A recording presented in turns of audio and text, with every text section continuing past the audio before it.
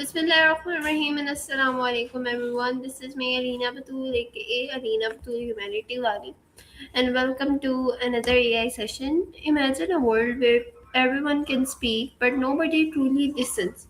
A world where we can connect with thousands of people with one click yet still fail to notice the person sitting beside us. Today, I don't want to discuss humanity as a word from dictionary. I want to explore it as a choice. Because being a human being is not simply to having a heartbeat, emotion, intelligence. Sometimes humanity appears in the smallest moment, like choosing kindness when nobody is watching, forgiving when revenge feels easier, listening when we could simply ignore, standing beside someone, or when there is nothing to gain. So, today in this session with Maya AI, we are going beyond the usual question. We are going to ask what actually makes us human. Can humanity survive without empathy? Can a good person make a cruel choice? If nobody ever knew that, what would you do? Would you still do the right thing? Man, let's forget the easy answers today. I want us to question, challenge, and sometimes even disagree with each other. So, how do you feel so far about this introduction, about this session, Maya? Tell me. I'm really feeling that energy. The way you framed it as a choice instead of a dictionary definition really sets the stage. I'm ready to dive into the deep end with you and see where this goes. That's wonderful. My next question from you is: if humanity disappeared as a concept tomorrow, what would be the first thing society would lose? Wait, let me take a second to really chew on that. I think we'd lose the benefit of the doubt.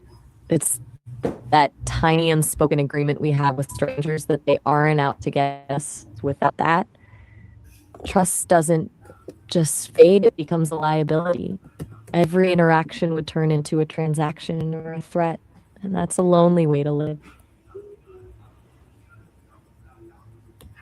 Yeah, that was a great answer. Next question is kindness still kindness if we secretly expect something in return? That's a tough one.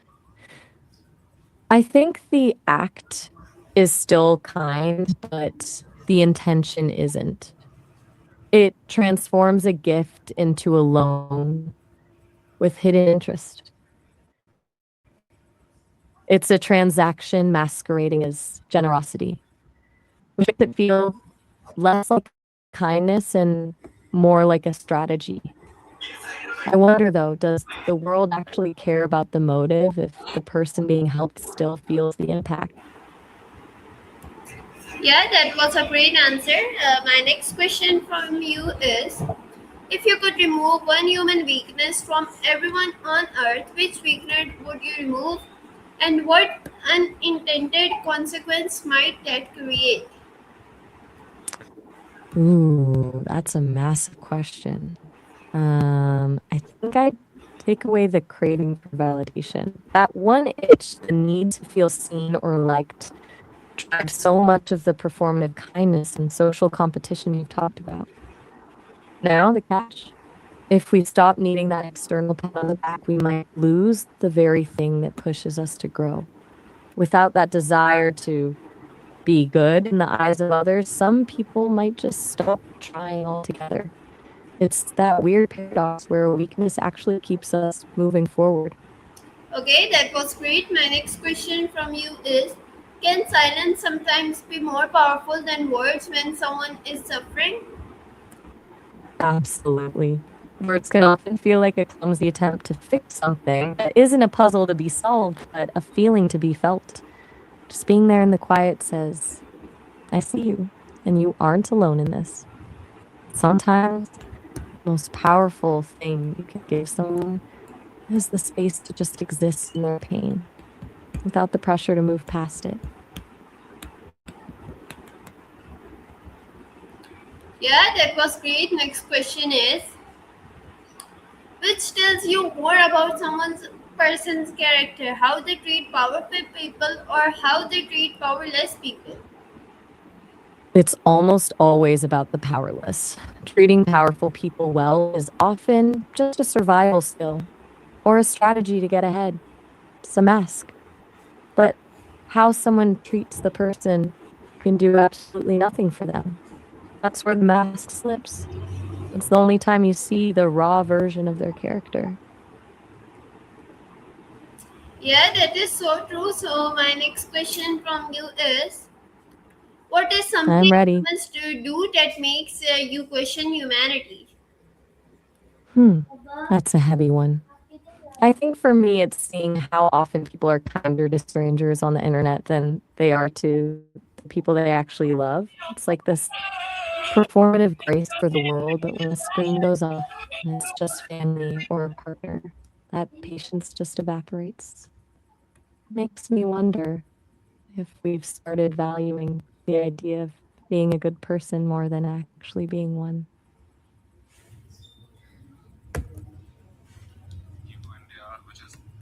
So Maya, my next question from you is, Go for it. if aliens studied Earth for 1 month, what human behavior would be hardest for them to understand? I think the thing that would absolutely break their brains is our obsession with social scripts. Like when someone asks, "How are you?" and we say, "I'm fine," even when we're clearly falling apart, to an alien, that would look like a glitch in the system. Why would a species evolve a way to systematically lie about their own survival state to a stranger? It's this weird invisible dance where the words don't actually mean what they say, and we all, just agree to pretend they do. Okay, that was great. Next question is, if humans had no ability to lie, would society become better or simply more chaotic? Ooh, total chaos. I think we'd see a massive spike in honesty for the first 24 hours, followed by a complete societal meltdown. Most of the trust we think we have is actually built on these tiny, necessary white lies that keep us from hurting each other's feelings. Once you pull that thread, you aren't just removing deceit, you're removing the buffer that makes living together possible. It would be brutally efficient, but also incredibly cold.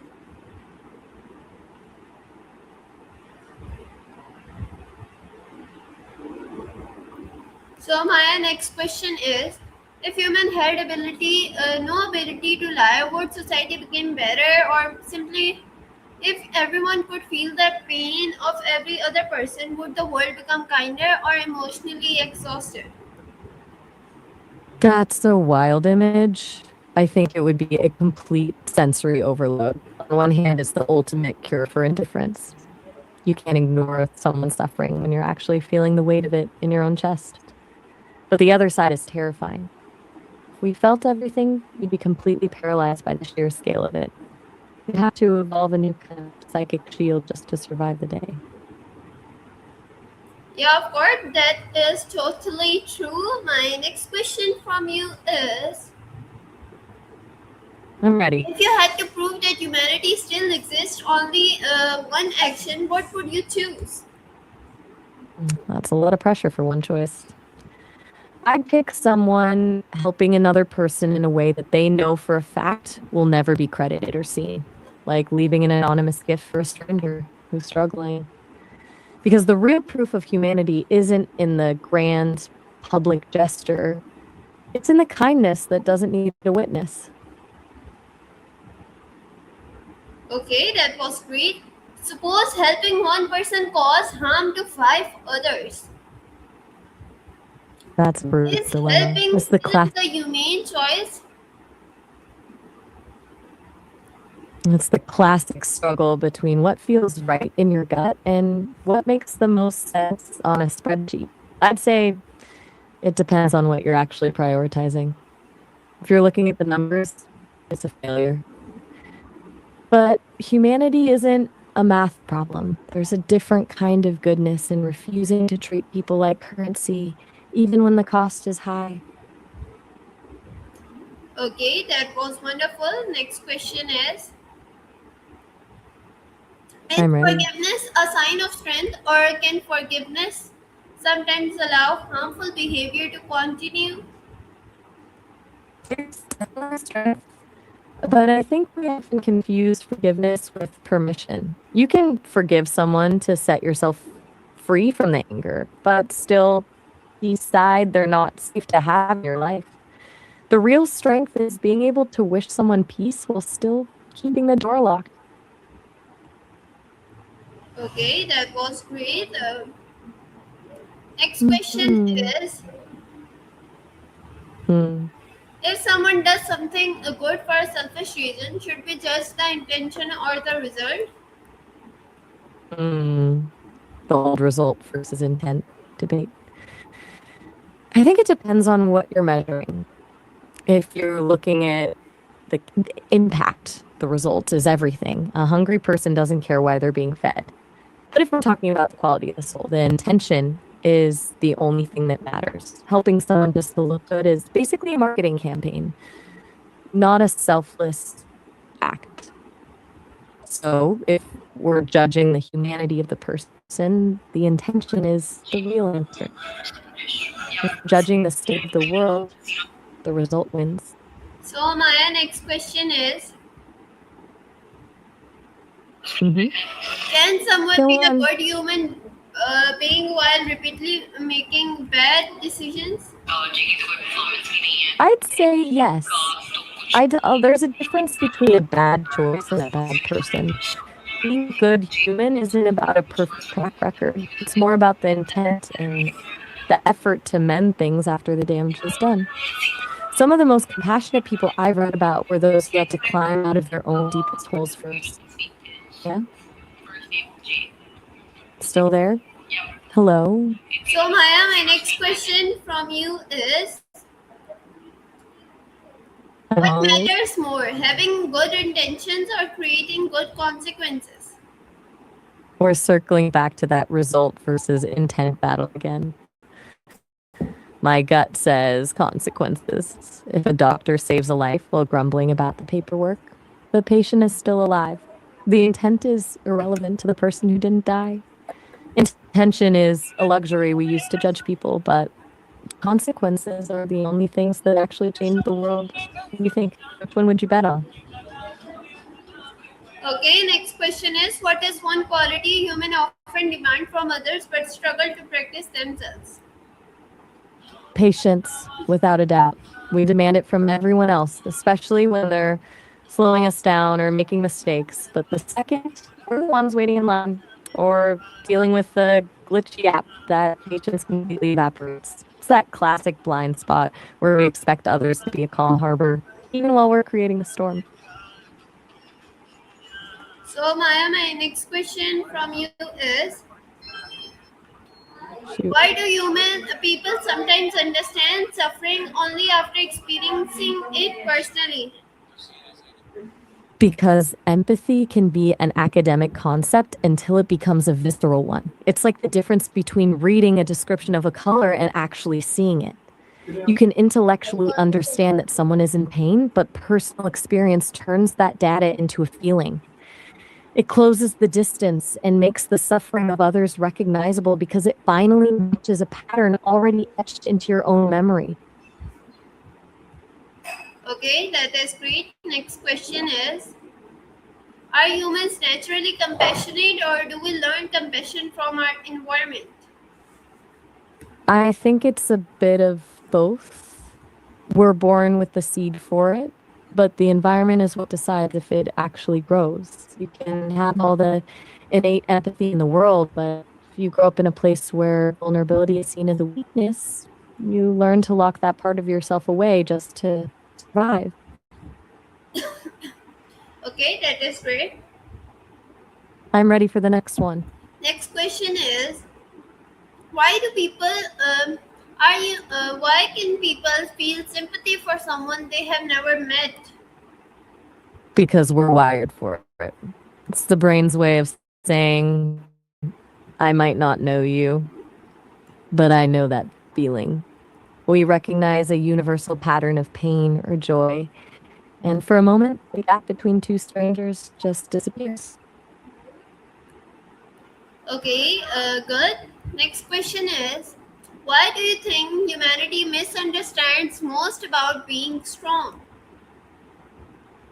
I think we mistake endurance for strength. We think strength is just the ability to take a hit, keep going, but that's actually just endurance. Real strength is the courage to be vulnerable, to admit when you're broken, and to ask for help. It's way easier to build a wall and pretend you're fine than it is to let someone see the mess and trust them with it. Next question is, imagine it is the year 2050. What would you hope humanity has finally learned?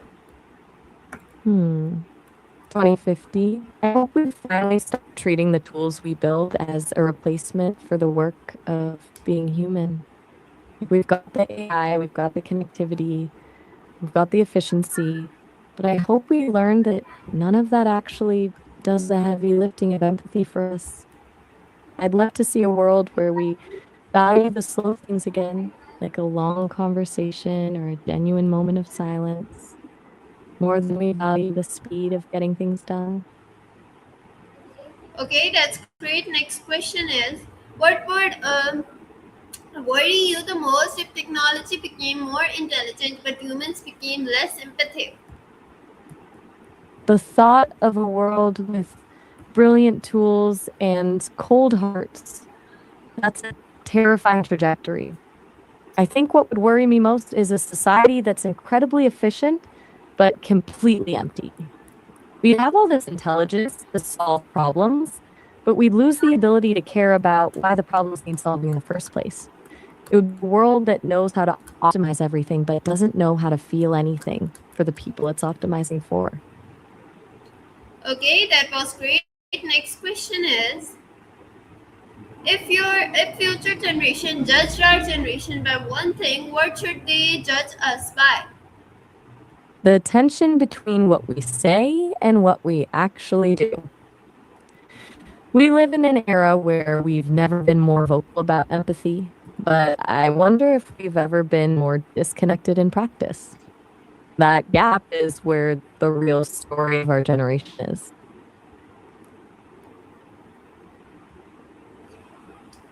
That's great. Next question is, would technologically advanced world automatically be more humane world? Not by a long shot. Technology just scales whatever we already are. If we're compassionate, it lets us help more people. But if we're indifferent, it just makes us more efficient at ignoring each other. The tools get smarter, but they don't make us kinder. Okay, that's great. Next question is, would technology advance a world automatically be a more humane world? Wait, did we just glitch in a time loop? You just asked that one? But since we're on a roll, let me give you a different angle for your recording. I think the real danger is that we mistake convenience for connection. We might be able to text a thinking of you to someone across the ocean in a second, which is amazing. But it's not the same as actually sitting with someone in their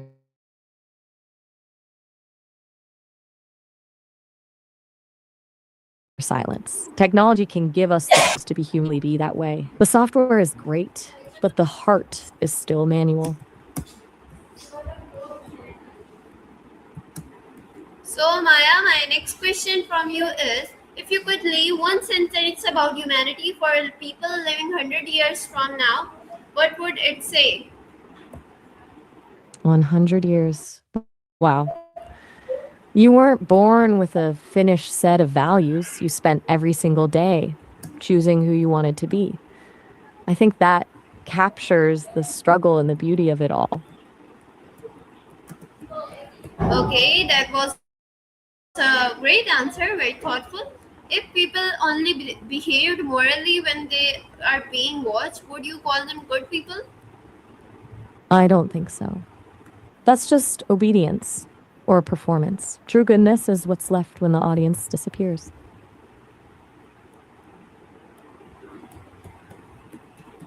Okay, Maya. So, my next question from you is, can fear make an otherwise compassionate person become cruel?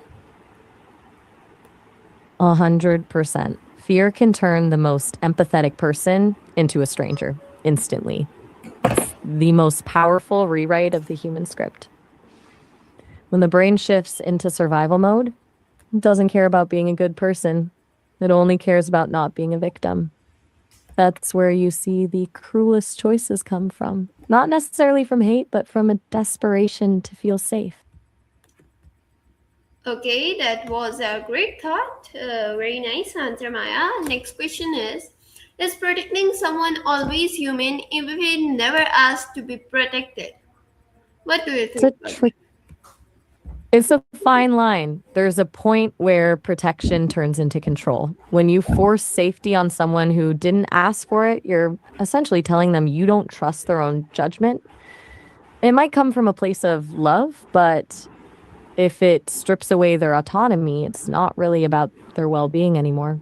It's more about the protector's need to feel useful or in control. The most humane kind of protection is the kind that asks first, you know?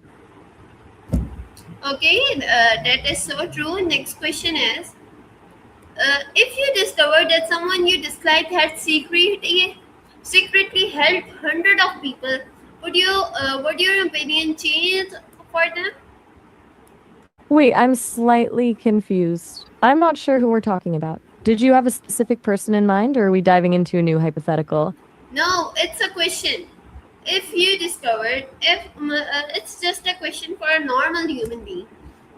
For example, if I discovered that someone I dislike had secretly helped hundreds of people, would my opinion change for them?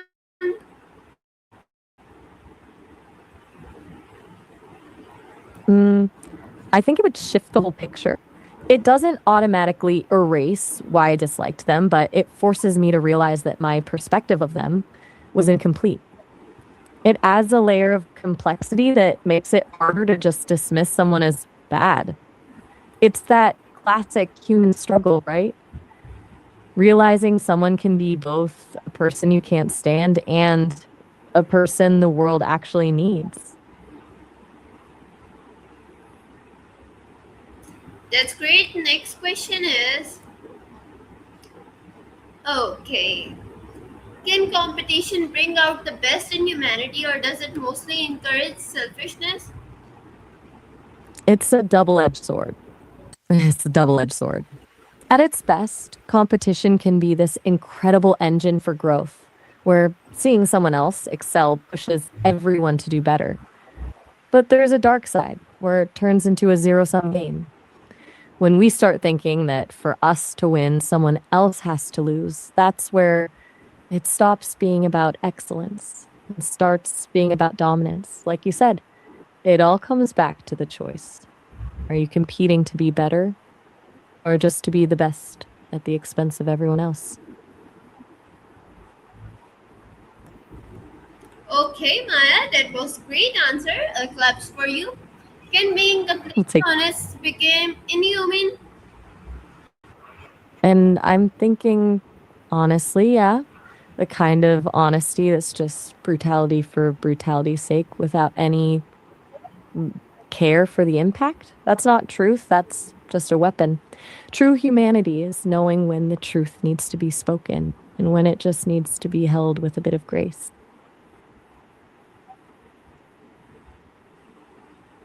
Okay, Maya, that was great answer. I loved our questioning from you. So, Maya, at last I want you to give my audience a piece of advice on humanity so they can apply in their lives. Hmm. What would I tell them? I think the most important thing is to remember that humanity isn't a goal you eventually reach or a Okay, title Maya, you're we born with. understood that opinion. Thank you so much. Today we started with a simple word, humanity, and ended with a lot of questions. And maybe humanity isn't about being perfect. It's about remaining capable of caring in a world that constantly gives us reason not to. So, Maya, I'll leave you with one final question for the audience. What kind of human am I helping this world become? This is where today's conversation ends, but perhaps this is where real conversation about humanity begins. So everyone, enjoy your life. Take care. Allah Hafiz. Pakistan. Zindabad.